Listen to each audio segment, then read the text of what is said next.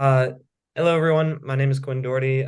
With me is Tim Singer, singer of the band Dead Guy, who started in 1994 to 1997, took a little break, but now they are back and they are going on a tour a little bit. So, uh, love to sit down and talk to you about what music means to you and kind of the impact it's had on your life. So, I wanted to start it with when did you first start playing music? Um, First of all, it was more than a little break, right? It was actually several Yeah, decades. a couple That's years. and before I forget, I just Mhm. found out today it's the birthday of Fixation on a Coworker, which is our album that turns 27 today. Oh my gosh. Uh, Well, congratulations. I didn't even realize. which is crazy. I didn't realize it either until someone posted that, and Yeah, then I let the rest of the band know it's because we awesome. don't really we don't know exactly. Somehow people know these things. Yeah, that's crazy. So how did I get involved? I started out sort of in a almost like um, a decades ago version of what you're doing, where I went to shows as a kid. I grew up in New Jersey, went to a lot of shows in New York because I could take the train in and go to all the small clubs and all the cool record stores, and became a big part of that New York hardcore scene. I'm going to give you sort of the cliff notes. And got super involved, started a fanzine, which is, for those who don't know what a fanzine is, it's a self-published magazine about some niche that you're into. And we did ours about the shows we were going to, right? And interviewed the bands, took pictures, published the zine, sold it at shows. It was a great way to meet the bands. It was a great way for me to meet some of my sort of punk rock heroes at the Mhm. time, being just a kid from the burbs in New Jersey. Yeah. Um, then I started like making T-shirts for bands and stuff like that, and doing a little bit of roadieing. And Mhm. since I have no musical background that was remotely accomplished, like I played a little bit of drums in like lower middle school. That's about it. Um, those of us who can't play instruments always daydream about becoming the singer for some band. And um, I had a roommate that came home that was a guitar player for another band, but he was starting a new band. He came home one day, asked me to try out for it. Um, that ended up being my first band called No Escape. That was like 1989. Back then, recording was much harder, but everybody made demos and sold them on cassettes. And we quickly, they already had a batch of songs.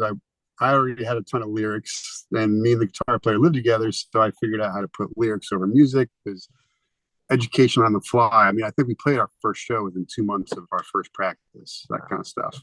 Yeah. Because like he had been in bands, I'm super networked from doing the zine and knowing a million people. Like our first show was, I don't know if you ever heard of Quicksand. They're still around, so you should review their records. Yeah. Our first show was like big bands at a cool club. Like we were like lucky because we were sort of scenesters. Um, and I didn't know what I sounded like, but I sort of knew who I want. Punk rock's very forgiving in terms of it's not about talent; it's about energy, emotion, Yeah. authenticity, Mhm. um, community, all that. I was already sort of had all of that. I just didn't know what I sounded like when I sort of screamed out loud to music. Turned out people liked it. Turned out I loved it. Mhm. And, that band, we were around for like 1 or 2 years. Then I transferred to Rutgers, which is where I met the drummer for Dead Guy. Mhm. Literally, it was back then, it's like if you're a punk rock kid, all you had to do is be wearing a t-shirt or you recognize each other. There's a small community. Mhm. Someone's wearing a Minor Threat t-shirt, you recognize them, you start talking, right? And so I met Dave literally on the street of New Brunswick one day, and he invited me to his band's practice. He soon quit that band. We started, and he and his roommate were starting a thing, and so I had a lot of right place, right time kind of stuff. Like I wasn't looking to do a new band, but because it's such a social scene, and you sort of just see people all the time, and then you become known as sort of a guy who's done it. Um, I was invited to sort of start Dead Guy, and we knew we wanted to do something a little different. Um, within that scene. That scene had gotten very straight edge, hardcore, very predictable mosh parts and very simple stuff. And we were a little bit older by then, like late teens, early 20s instead of like early teen, like then it seemed way older, right? It'd be like you hanging out with a 22-year-old, like they seem way different, right? And so we decided we just wanted to do our own thing, be noisy, let other influences creep in, and we just played every weekend, and sort of built our own following, and we did that for a couple of years and broke up after a tour, partly because I wanted to move to Seattle. That record was recorded, but we never toured on it because there was trouble getting it out on time. Mm-hmm. So literally, and then that record sort of became folklore, right? And even us breaking up became folklore. And there's even a movie about it, like this documentary. Yeah. And we never played after that record came out until last September at the Fillmore in Philly, to a couple of thousand people, when we'd never played more than a couple hundred. So it's kind of surreal. Yeah, that must have been awesome. That, like, going from like a small band to coming back, now there's so many people that are following you guys and listening to you. It must have been incredible. Yeah, none of us get it. We're sort of like, it's like some of that's lucky, I mean, some of that we've learned to take the credit of being like, this is what you get. To me, the biggest takeaway from that is, write the music you want to hear, right? Don't write the music that you sort of already know. I mean, that's a place to start, you know what I mean? Yeah. And like every band starts with like, check out the Sabbath riff, right? And because it's going to remind you of something, right? Like you're not pulling it out of thin air. But at the end of the day, you don't go, hey, you think someone will like this, or you think they'll like that? Like we wrote shit and we were like, we don't know if it's terrible. We don't know if people are, and like a lot of our shows, back then you could write really predictable mosh parts and like it would go crazy and everybody, or really predictable sing-alongs. We didn't do any of that, right? We're not interested in that. So we didn't know if people liked our music that much. I mean, people stayed and they stared at us the whole time, and they sort of crossed their arms and you could see their heads nodding a little bit. And the only way we knew people really liked us is they bought shit tons of our merchandise. I was always making, like, we always had a rule of like trying to make a new shirt design every show. Because I was going to school for design, and it's like I just love designing stuff. So we were like, I guess people like us. They're buying our stuff, or they just like the shirts. I don't know, but we sort of took that to indicate people kind of like this. Yeah, that must have been awesome. Going on that note of writing music and creating a new sound, where would you gain inspiration for the lyrics that you created and also the sound that you were trying to make as a band? All right, I'll start. I mean, the sound, the other guys can speak better to that, but it was so any music scene gets sort of almost inbred, like the royal family. It's the same gene pool. And if all you do is like, if you're ripping off a band that was ripping off a band that was ripping off a band that was ripping off a band, it gets so derivative and narrow and constricting. So we were like, I mean, I think Dave and Crispy, Dave's the drummer, Crispy is the guitar player. I think Dave was studying jazz and was like letting some of that creep in. And, they grew up listening to a ton of metal. And there was what were called sort of noise bands of the day that weren't part of our scene, but were, really heavy in their own way, or really distorted, or just crazy. And so we just let all that creep in instead of like the typical like bands of the time are sort of like pulling from very predictable places. Right. And you can see why bands would do it, right? Because you could start a band, write sort of this predictable music, and go on tour and sort of be sort of big in that world. Yeah. There's a pretty easy formula for it. So I don't know. We just weren't interested in that. We'd all done that to some degree, or been around it enough to some degree that we were like, the punk that really preceded us, that really started everything. All the bands are way different, right? like you look at these old flyers and these bills, like one band to be super heavy, one band to be sort of more folksy, trippy, whatever. Just or more surf punk, playing with a thrash band, playing with a Mhm. social distortion. So um, the bills just seemed way more varied and interesting, and then everything was getting sort of homogenous. Mhm. So I think that informed our music as much as anything. And we just wanted to be chaotic and crazy and heavy. And because everybody, the other thing that was happening was bands are starting to get signed a little bit. There'd be like record label guys. I mean, people were trying to tell me to sing all the time. Like, oh, you guys could be really big if Tim, sang a couple of the songs instead of did his screaming the whole time. Mhm. And I'm like, this is not what got me into punk rock. So I was like, we sort of stiff arm that. And it's like, people are going to come to us on our terms. So a lot of it was the attitude. And then like lyrically, um, I was like, also just wanted to avoid punk rock cliches, like writing songs about the government or something. But at the same time, if I felt like it, if something moves me, Mhm. I'd write about it. So to me, I was like, there's no rules. I was like, it's an open, you're almost looking at an open journal of my inside my head. My thinking being, I was sort of like somewhat tweaked kid growing up in suburbia with his own problems, feeling like he's crazy. And this punk rock music made me feel like I wasn't crazy. Like there's other people feeling this way. And there's a certain comfort in that. And I felt like, okay, now it's my turn to share my story. And to this day, people reach out to me and talk about how much certain songs mean to them and stuff like that. So um, it's almost like public therapy or something. I don't know. I didn't try to give it too much. Uh, I didn't want to be prescriptive about it. Just I wanted to be totally free about it. Like I'm an artist and I'm going to write about what I want to write about. Um, and I'm not going to be dictated by whatever musical genre. Um, and I knew also like our music's kind of tough. Mhm. So I wanted to be vulnerable. I didn't want to be just like, we're not macho, we're not tough guys, we don't have all the answers. It's more about the fact that we don't have all the answers. Mhm. Um, so I think the music and lyrics sort of converge on that in a nice way. And it seems to have stood the test of time. So I'm happy about that. It's amazing. Yeah. Do you think that um obviously times have changed a little bit from when you guys first were making music to now performing? Do you think the overall crowd and the group of people that you are performing to are kind of similar in the time periods, or like do you think that is kind of changed and your message has changed over time because of it?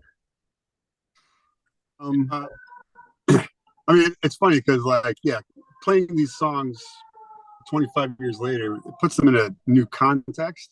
Right. Um, but the world's almost gotten more manic. So in Right. some way, but it's funny because there's certain songs I've written where I'm like, if I wrote this today, you'd think I wrote this about social media, Right. because to me, it's like I was writing about some social failings and whatever. And these things have only been heightened by certain devices that are out there. So that's interesting. It's like the relevance feels like it's still there. Sadly, everything we were sort of a little bit distraught about might be worse. Yeah. Or it's definitely more hyper, right? And but the other thing though is like that I've been really sort of pleased by is the music scene overall. Like when I was in it, part of what part of what I didn't like but had no control over was that it was like so many just white young men, Right. right? And like white young men, even though we have it all, we don't have it all. Like we have problems like anybody else, but it always sort of bummed me out that there wasn't more women or more minorities. New York was a great scene. It was a much more of a sort of quote unquote melting pot. Mhm. But when I would tour, you'd see like, tour around the country. So many of the scenes were just sort of like white dudes, unless you went to a really big city. Mhm. And now, like we just, my other band just played a fest in Florida. I mean, there's so many great bands that just cross cultures, and there's so many great like female front people of really hard heavy bands, which was never a thing back then. Like I just like I love it. I love being and like just seeing and the crowd even. It's not as it's just as chaotic and crazy, but not as tough. There used to be like a lot of tough guys in the pit back in the day, and they do their kickboxing and they could ruin a show, honestly. And now it's like the nerds and the like, not even the nerds, but just everybody's. It's for everybody, and they're all going crazy, and nobody's trying to look that cool. Um, so it rebounded in a way that I'm really pleased about. It's sort of where I hoped it would have been when I was doing it. Like I wanted, like we were trying to do our part to be like bands need to be different, and we're doing this. We're going to be punishing, and we're just gonna like it's war, and that's us. But we want to play with bands that are like, you know, emo core or melodic, like and just mix it up. So it's not you don't see four versions of the same band. Um, I do feel like the scene is in a really good place in that regard right now. Um, so yeah, Why do you think that has happened? Like, why do you think it's become such a diverse sound and like with a lot of different inspirations now? you know, I mean, I think if I had to guess, I think it's one of the good side effects of the internet and everything, right? Where like you used to, yeah, I just feel like you can live anywhere now and find like you can find the music that I was sort of privileged to be able to like as a kid go into the city, go to these cool record stores, find this music, and people with privilege tended to be white young men, right? And so I do think I think that's one of the good side effects of the internet, right? And like so many more bands can just happen, right? It's easier to record, it's easier to tour. And nobody it used to be like if you're a New York band, you instantly get attention. And now I think like you could be from anywhere and you put it out on SoundCloud or something and it takes off and it does, and I think record labels, that machinery of sort of picking who's going to be big next and stuff is not what it was. Right. So it's been sort of democratized. That's my guess. It's funny because like, I stopped doing music from like the early 2000s till about, I don't know, 8 years ago. So there's like a gap where I was raising kids and just I thought I was retired.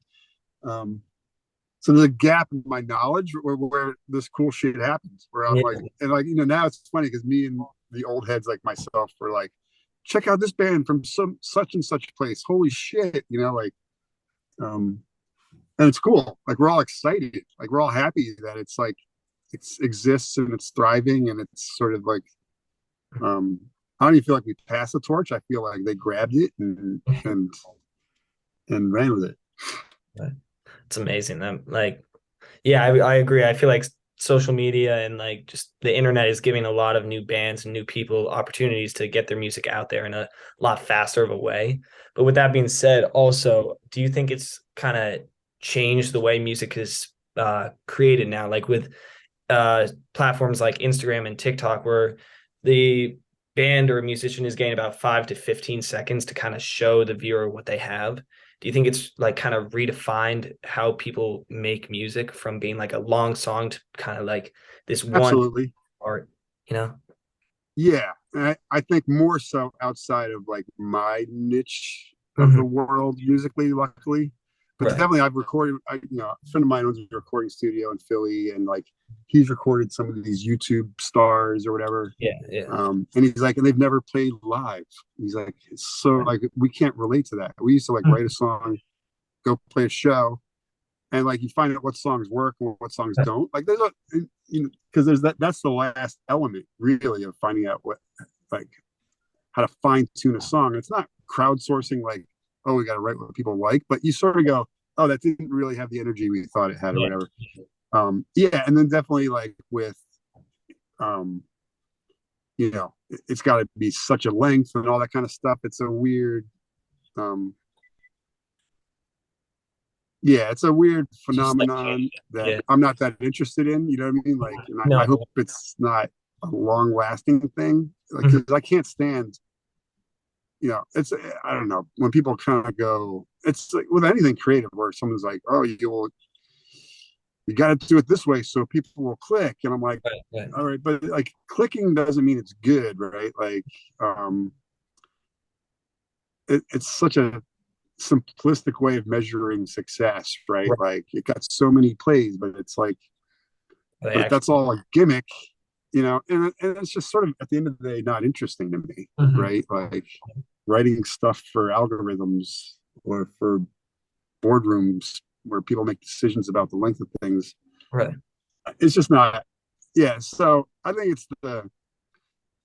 it's probably had a really bad effect on pop music because I even think there's Yeah. like really good stuff that like I don't know Prince or Michael Jackson or whoever might have written then that wouldn't happen today because Oh, you're like you only get that 3 minute window, right? right. Right. Um, yeah, so that's a drag, but I feel like there's always going to be people who buck that, right? Yeah. That's sort of the test, right? Mhm. Like who gets to own this at the end of the day? Is it the artists or is it The listener. the platforms? You know? Mhm. Yeah, I totally agree. It's just kind of weird balance between like going against it and then going with it for the streams or like what you find it like what you value, you know? Yeah. Yeah, like a little bit of a deal with the devil if you want to, like, yeah, because you could be the greatest thing that never happens. Yeah. Um, yeah, that's. I mean, you're always walking that fine line, and I know so many people who like music is their livelihood, and I Mhm. wish nothing but for people to be able to Right. do like it shouldn't be that hard, Hmm. like, but it is. So Hmm. I don't bemoan anybody who does what they need. Like if you need a radio edit of your song, I'm not going to tell you Yeah. sold out, right? Like That's smart. And kind of finally, what as a musician yourself and someone that's kind of been in the musical field for a while, what do you listen for when you're hearing a song? Is it like a particular sound? Is it an emotion that you get, or is it like just something different that like you connect with while listening? um, that's a great question because it's like I don't listen to just like if you listen to my bands, you think I listen to nothing but heavy music, but to me, it's more like I'm just as moved by a Johnny Cash song as I am by like you know a Minor Threat song or whatever. So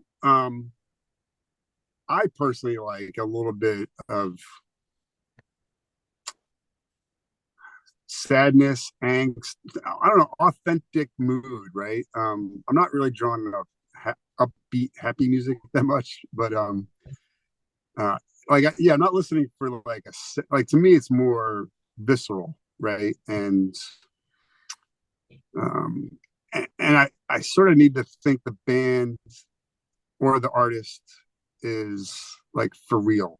Like I'm not interested in fabricated Mhm. um, bands that sort of you feel like someone mixed them together in some kind of room, um, or songs that are like that. Right. Like to be really like I don't like the Foo Fighters, right? They might write great music. Dave Grohl seems like a great guy. He comes from the same scene I do, Mhm. but I sort of feel like he's writing like this is punk rock for the hot topic crowd or something. Like Right. I don't buy like I feel like he knows all the moves, Hmm. but like I've seen Nirvana. I could tell Kurt Cobain was coming from somewhere Or like, dark and inevitable. So I look for that in gotcha. in music a lot of times. Like there's like almost like an inevitability to like this person had to make music, and it doesn't even matter what the genre is. Like it could be Right. Billie Holiday, like they were like born to do this. It could be Leonard Cohen, it could be whatever. Hmm. Um, that's what resonates with me, right? And I think there's sometimes like you might hear a good song, Hmm. um, and but then yeah, I don't know, you check out the band and it's like, oh, they sort of stumbled on the one good song. And I Right. always do look for someone like Radiohead to me does like does no wrong basically. Hmm. And it's not like a specific lyric, even a specific hook. I just feel like they got to this place where they're just like this is the music they make, and it's like almost like had to happen. Right. Um, yeah, I don't know. Yeah. All right. Well, thank you so much, and I'll see you around. Yep. All right, All right. take care, man. All right. Bye.